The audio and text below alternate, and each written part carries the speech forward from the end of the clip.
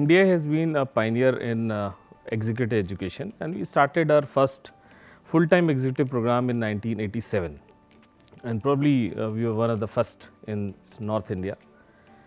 And currently the program is running into the 34th edition of it, and by a legacy of that, we have got a number of illustrious alumni passing out this program, and we can boast up to that level. So the program is approved by AICTE as well as Association of MBA Schools by UK.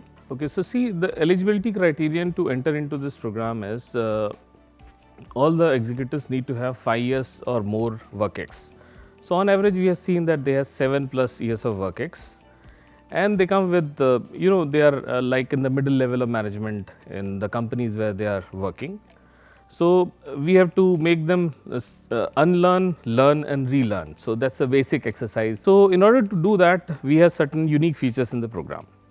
So first of all, we take them to a 3-4 days leadership outbound immersive experience, and then gradually how to develop leadership. So this is the first part. Then we have a international immersion of 2 weeks or a rural immersion of 2 weeks. Then we have an integrative capstone simulation project where they assimilate all the learning which they had. And then after that, we have a report writing or project writing say workshop.